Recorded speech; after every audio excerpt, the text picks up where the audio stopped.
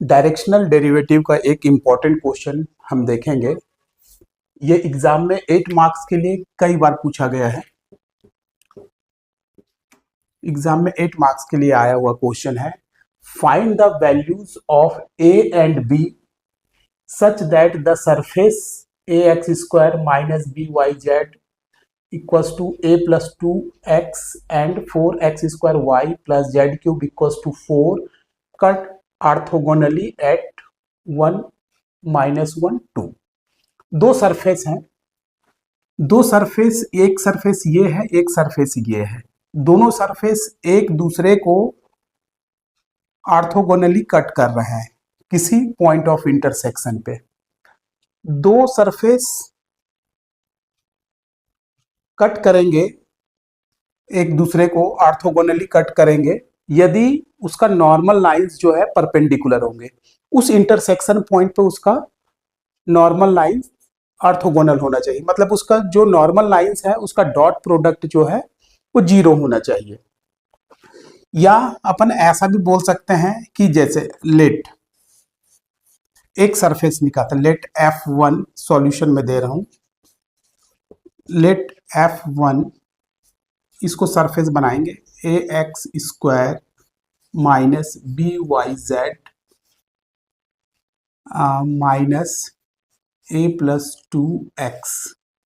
एक सरफेस ये है, दूसरा सरफेस ये है 4x square Y plus Z cube minus 4। ये दो सरफेस है, दोनों सरफेस एक दूसरे को ऑर्थोगोनली कट कर रहे हैं, तो इसका जो नॉर्मल लाइंस होगा वो इस पॉइंट ऑफ इंटरसेक्शन पर परपेंडिकुलर होना चाहिए।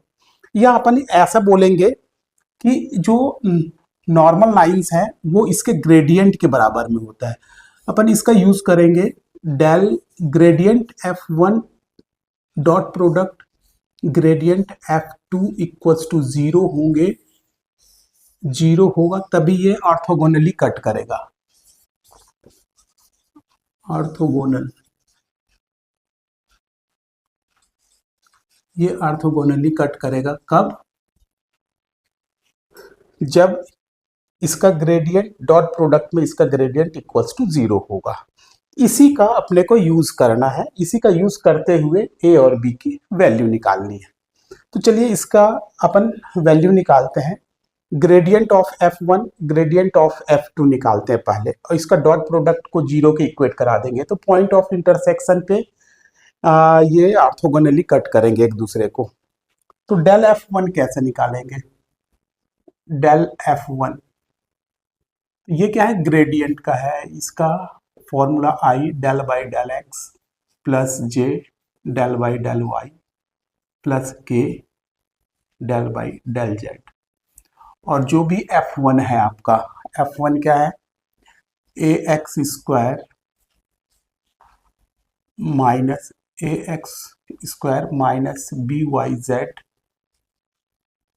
माइनस ए प्लस 2x, ये है।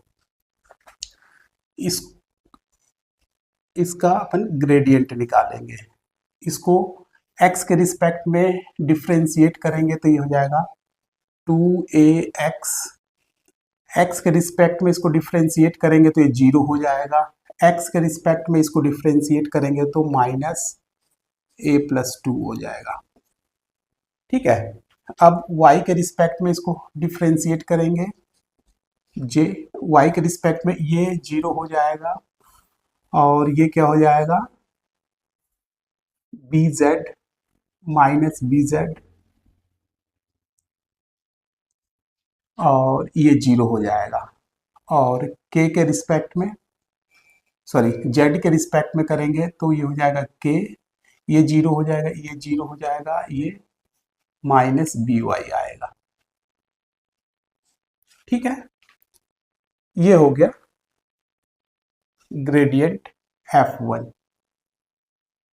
ठीक है, ये i आएगा, इसके साथ ये j है, ये j के साथ आया है, ये k के साथ आया है, ये i के साथ आएगा, तो ये i के साथ होना चाहिए ये। ठीक है, तो अपने को निकालना है डेल F1 इक्वल्स टू हो जाएगा 2ax minus a minus 2i plus j minus bz और ये हो जाएगा plus k minus by। At point, किस पॉइंट पे बोला है? एट पॉइंट, देखिए किस पॉइंट पे निकालना है ग्रेडियंट, 1 माइनस 1 और 2, मतलब x की जगह में 1 रखना है, y की जगह माइनस 1 रखना है और z की जगह में 2 रखना है। तो ग्रेडियंट F1 कितना आ जाएगा? 2ax, ये हो जाएगा 2a माइनस a माइनस 2 ये i plus j minus b, z की वैल्यू 2 आ जाएगा into 2 plus k minus b, y की वैल्यू माइनस 1।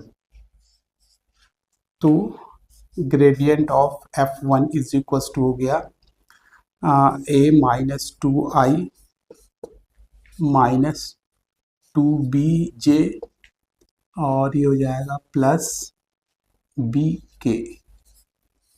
ये हो गया ग्रेडियंट F1 सरफेस का।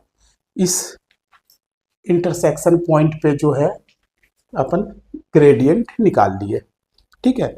ऑर्थोगोनली कट करेगा यदि इसका ग्रेडियंट सरफेस 1 का ग्रेडियंट और सरफेस 2 के ग्रेडियंट का डॉट प्रोडक्ट बराबर 0 आएगा, तब दोनों सरफेस एक दूसरे को ऑर्थोगोनली कट करेगा। ऑर्थोगोनली कट करने का जो फॉर्मूला है ये यही है कि इंटरसेक्शन पॉइंट पे सरफेस 1 का ग्रेडियंट सरफेस 2 का ग्रेडियंट का डॉट प्रोडक्ट जो है वो 0 के बराबर होना चाहिए। तो ये अपन निकाल दिए। अब क्या निकालेंगे? पहले इसको मैं इरेज करके यहाँ लिख देता हूँ, है ना। इसी तरीके से डेल F2 निकालेंगे हम लोग। डेल F2 मतलब ग्रेडियंट निकालेंगे सरफेस 2 का i del by del x plus j del by del y plus k del by del z। ये डेल का फॉर्मूला है। F2 अपने पास क्या है? 4x square y plus Z cube minus 4।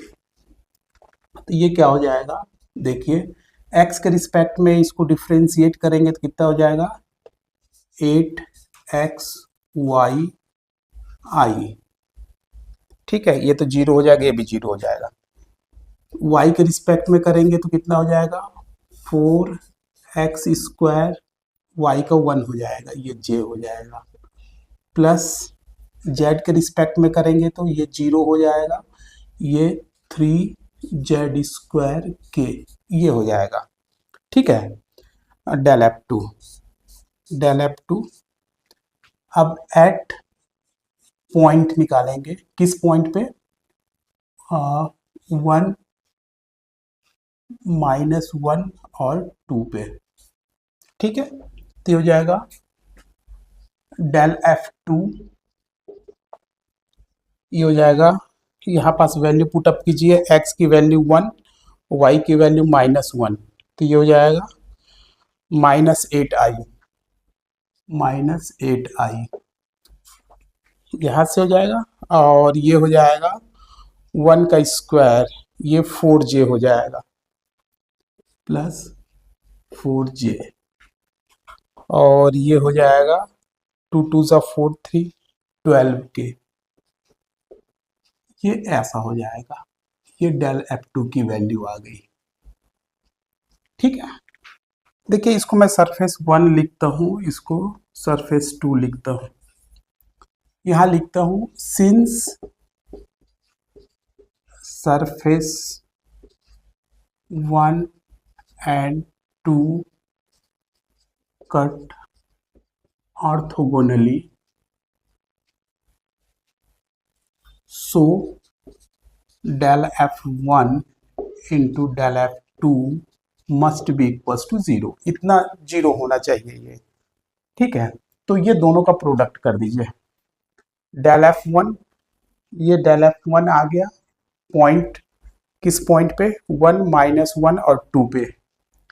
तो ये डेल एफ वन की वैल्यू रख लिए, क्योंकि अपने को ए और बी की वैल्यू चाहिए, ए और बी की वैल्यू चाहिए, है ना।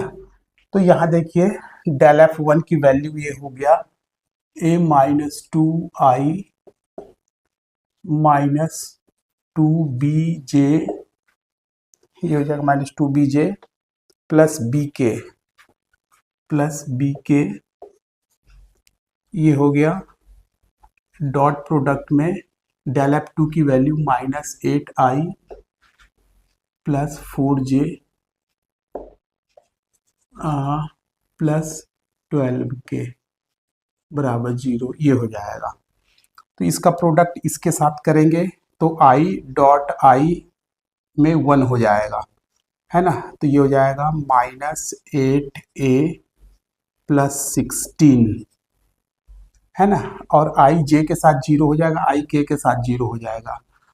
अब j के साथ होगा तो 4 2 जा -8b, और ये हो जाएगा प्लस 12b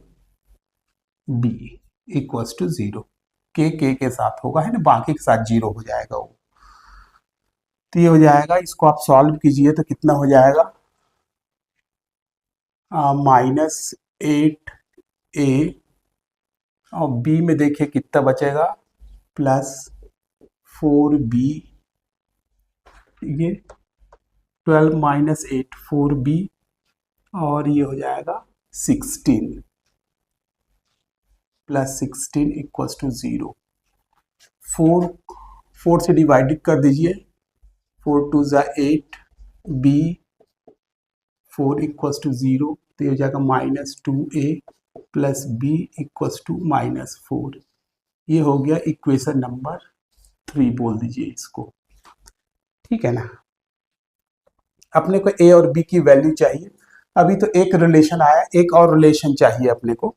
देखिए हमको a और b की वैल्यू चाहिए, यहाँ से a और b में रिलेशन निकल गया, एक इक्वेशन तो a आ गया, एक और इक्वेशन चाहिए। इसके लिए अपन क्या करते हैं, देखिए जो पॉइंट ऑफ इंटरसेक्शन है, ये पॉइंट ऑफ इंटरसेक्शन है, वो इस सरफेस पे भी लाइज करेगा, इस सरफेस पे भी लाइज करेगा, दोनों सरफेस पे लाइज करेगा। मतलब x की वैल्यू ये, y की वैल्यू ये, z की वैल्यू यहाँ आप रखेंगे तो इसको सेटिस्फाई करना चाहिए, इसको भी सेटिस्फाई करना चाहिए। क्योंकि अपने पास a और b यहाँ पास दिया हुआ है, इसी का रिलेशन अपने को यहाँ पास चाहिए, इसलिए इक्वेशन 1 में ये पॉइंट ऑफ इंटरसेक्शन की वैल्यू पुट अप कर दीजिए। Since point 1 -1 2 lies on surface 1 and 2, क्योंकि ये पॉइंट ऑफ इंटरसेक्शन है इसलिए दोनों सरफेस पे लाइज करेगा, वो दोनों को सेटिस्फाई करेगा। तो सरफेस 1 फ्रॉम इक्वेशन 1 देखते हैं, फ्रॉम इक्वेशन 1 इस इक्वेशन को सेटिस्फाई करेगा, क्योंकि ये पॉइंट ऑफ इंटरसेक्शन है, दोनों सरफेस पे है ये। तो यहाँ पास x की वैल्यू आप 1 रखिए तो ये आ जाएगा a, माइनस y की वैल्यू -1 रखिए और z की वैल्यू 2 रखिए तो ये हो जाएगा 2b, और हो जाएगा माइनस x की वैल्यू 1 रखेंगे तो -a -2 इक्वल्स टू 0। a और a कट गया, 2b इक्वल्स टू 2 हो गया तो b इक्वल्स टू 1, ये b की वैल्यू निकल गई। अब b का मान को आप यहाँ रख दीजिए तो ये हो जाएगा -2a plus b equals to -4, तो ये क्या इंडिकेट करता है, -2a इक्वल्स टू -5, तो ये माइनस माइनस कैंसिल हो गया, a इक्वल्स टू 5/2। तो a की वैल्यू 5/2 आएगा और b की वैल्यू 1 आएगा। यदि दोनों सरफेस ऑर्थोगोनली एक दूसरे को कट करते हैं तो a की वैल्यू 5/2 और b की वैल्यू 1 आएगा। मेरे ख्याल से ये आपको समझ में आ गया होगा। यदि इसमें कोई भी प्रॉब्लम हो तो आप मेरे से कमेंट बॉक्स में जरूर पूछेंगे। केवल ये करना है कि ऑर्थोगोनली कट कर रहे हैं तो उसका जो नॉर्मल लाइंस होगा एक दूसरे के ऊपर परपेंडिकुलर होगा, या सीधा दूसरे शब्दों में बोल सकते हैं कि दोनों सरफेस का यदि ग्रेडियंट निकाला जाए, उसका डॉट प्रोडक्ट किया जाए, तो वो 0 के बराबर में यदि आता है तो वो ऑर्थोगोनली कट करता है। ठीक है, बस इसी कॉन्सेप्ट को लेकर के आगे बढ़िए। और ये तो पॉइंट जो है इंटरसेक्शन पॉइंट है, ये दोनों सरफेस पे लाइज कर रहा है, तो ये इसको भी सेटिस्फाई करेगा, इसको भी सेटिस्फाई करेगा। ठीक है, तो दूसरा इक्वेशन हम लोग यहाँ से निकाले हैं। क्लियर है? यदि कोई प्रॉब्लम होगा तो आप जरूर पूछेंगे। Thank you very much.